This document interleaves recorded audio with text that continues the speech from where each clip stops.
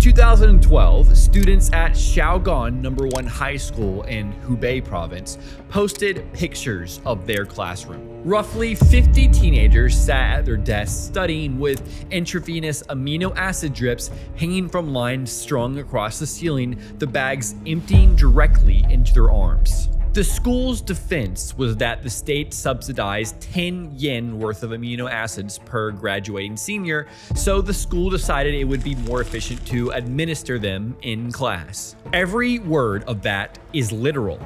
This is a Tuesday in a Chinese high school, and the system that produced this image is 1400 years old. Every June, over 13 million Chinese teenagers sit down for a single exam called the gaokao. In 2024, that number hit 13.42 million. Around the test centers, traffic gets shut down. Construction within 500 meters is banned. Drivers cannot honk.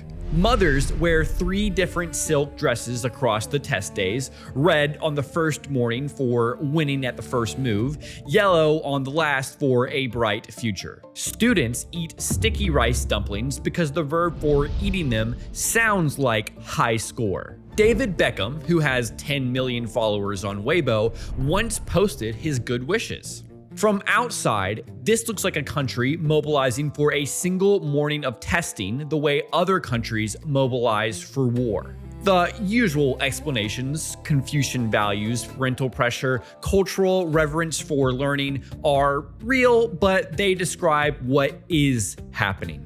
They do not explain why the intensity keeps increasing even as the outcomes keep getting worse. I want to trace that question back to where it starts. In a brick cubicle 6 feet high, 4 feet deep, and 3 feet wide, a man in a long robe sat on a wooden plank that doubled as his desk by day and his bed by night. He cooked his own food on a small oil stove that coated his face in black soot. He was writing essays on the Confucian classics. At the end of 9 days, he would be one of perhaps 30,000 candidates who entered the Jiangnan examination hall in Nanjing. Around him, in lines of identical cells stretching for 30 hectares, 20,000 other men were doing the same thing. Some of them, a 19th century medical journal noted, would be found dead in their cells. This was the keju, the imperial civil service examination, which governed Chinese social mobility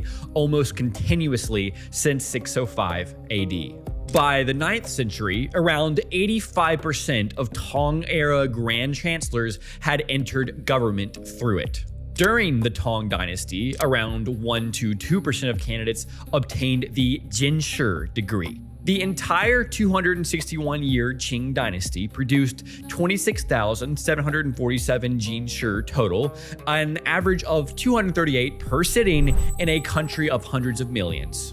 The Princeton historian Benjamin Ellman called the keju the empire's educational gyroscope. The keju installed something very specific into the minds of every literate Chinese family. The idea that a single test taken at one location scored on one curriculum was the legitimate mechanism by which a person's place in the social order was decided.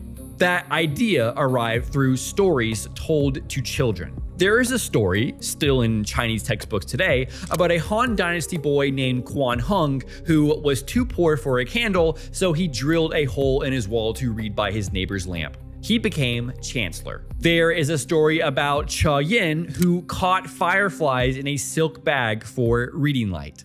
And there is one about Sun Jing who tied his hair to a roof beam so that if he nodded off, the pain would jerk him awake. These are encoded in the 3-character classic, a primer recited by Chinese 7-year-olds for 900 years. A Song dynasty poet wrote a primer that opens, "All pursuits are lowly, only studying is noble. A peasant at dawn, a guest at the throne by night."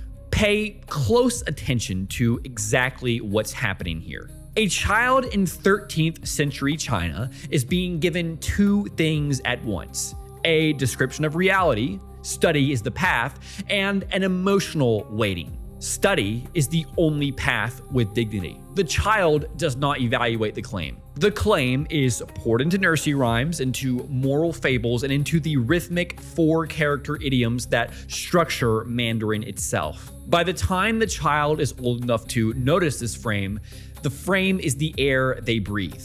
Cognitive scientists have a term for this process. They call it borrowed cognition. People do not, in general, generate their own theories of how the world works. They inherit them from the people around them, from the stories they were told before they could read, from the proverbs the language itself makes inevitable. At this level, the keju was a coordination mechanism. One test was the visible part. Underneath it was a story told so consistently for so many centuries that questioning it became almost cognitively unavailable. To be Chinese was, in some real sense, to believe in the test.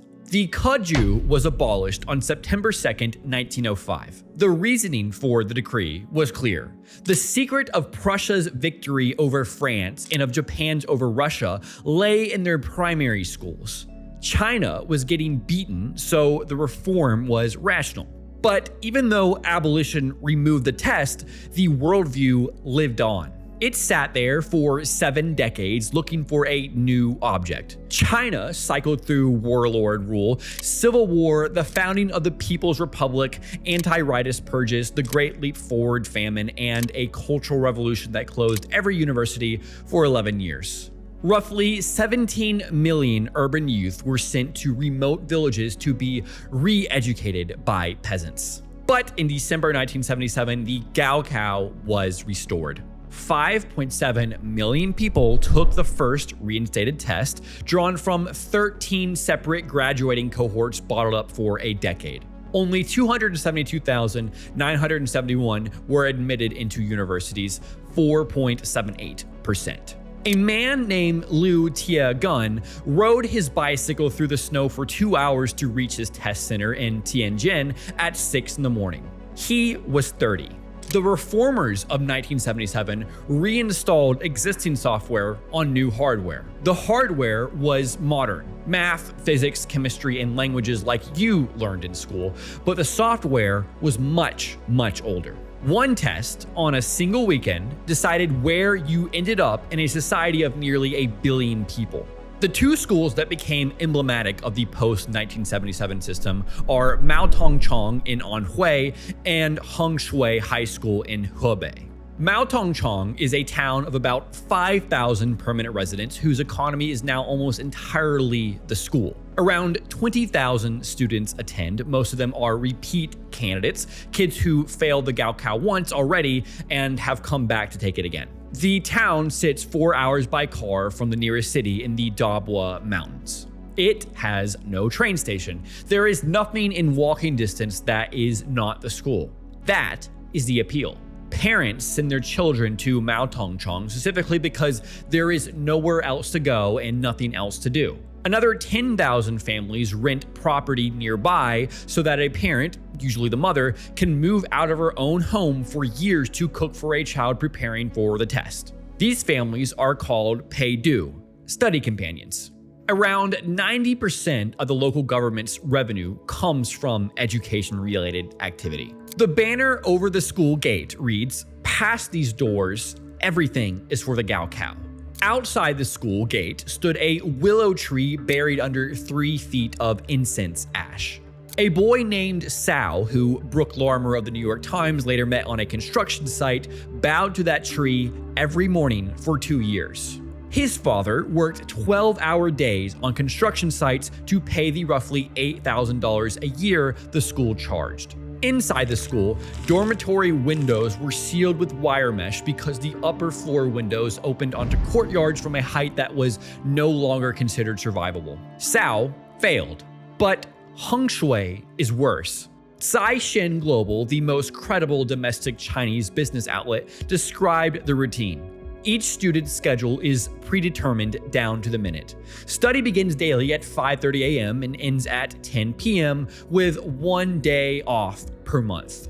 Students board on campus, eat only what's served, and wear only approved clothes, including pajamas. Even hairstyles are controlled. A former student named Zhang Yu recalled being publicly disciplined on the school blackboard for going to the bathroom at night. Breaks between classes were 5 minutes long. The dormitory walls say, "Open your eyes in the morning," and the competition begins. In 2019, at Heng Shui's peak, 275 students from one school were admitted to Tsinghua and Peking universities out of 279 spots allocated to the entire province of Hebei. Students complete practice papers that, if stacked, reach 2.41 meters, about 8 feet, in height. The school has something called the Heng Shui Step, the run students do to and from the bathroom because walking is too slow. After 2 students jumped from upper floor dormitories in 2014 and 2015, the school installed iron railings. Here's where the architecture of the system itself locks students in. China's college admissions are gated by province, and the province you compete in is assigned by an internal passport called the huke. A Financial Times analysis of enrollment data found that Beijing students were 30 times more likely than students from neighboring Henan to attend Tsinghua. To be admitted to Tsinghua or Peking, a Beijing student faced 48,450 competitors. A Henan student faced 1,157,600. 24 times worse odds for the same test on the same day. Henan has 99 million people. It has 0 of China's 39 elite universities. The economist Herbert Simon, writing in the 1950s, described something he called bounded rationality. Real people make decisions within a fence of constraints, the limited information and limited options permitted by the surrounding system. Inside that fence, they pick the least bad option. A mother in Henan, looking at her son in the geography that is about to sort him, is not choosing among competing educational philosophies like an American parent might do when deciding to press their kid harder on an A- math grade or let them be so they can spend more time playing basketball. Her options are spend on tutoring or do not, send him to a Heng Shui-style boarding school or do not, pray to the willow tree or do not. To defect unilaterally in a system graded against everyone else still playing is to sacrifice her child for nothing. What looks irrational from outside is the only locally rational move she has. Multiply that by 13.42 million households. That is the gaokao.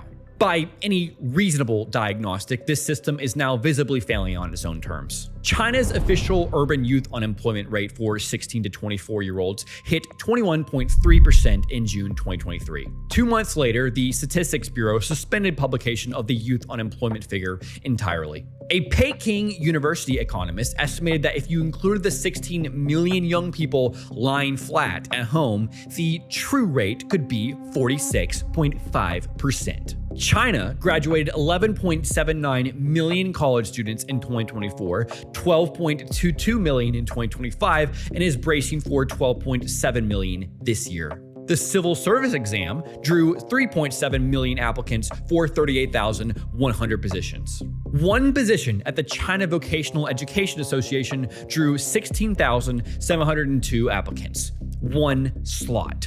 The historian Peter Turchin has a name for this phenomenon. He calls it elite overproduction, when the number of people credentialed to enter the elite expands faster than the number of elite slots available. The frustrated surplus becomes a destabilizing class. And Turchin draws the historical parallel directly.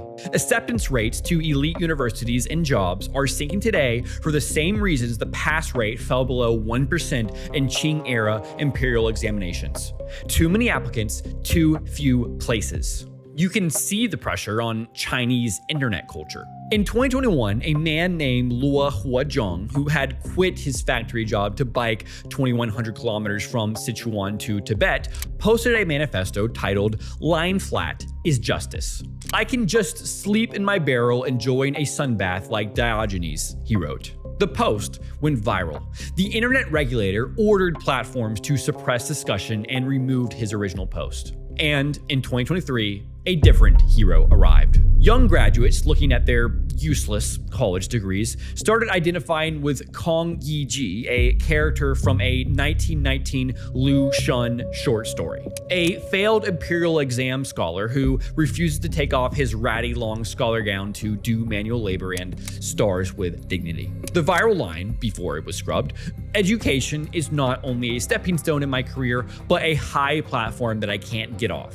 It's like the long gown of Kong Yiji that he is unable to take off." State broadcaster CCTV responded with a televised editorial telling young people to take off Kong's gown and eat bitter.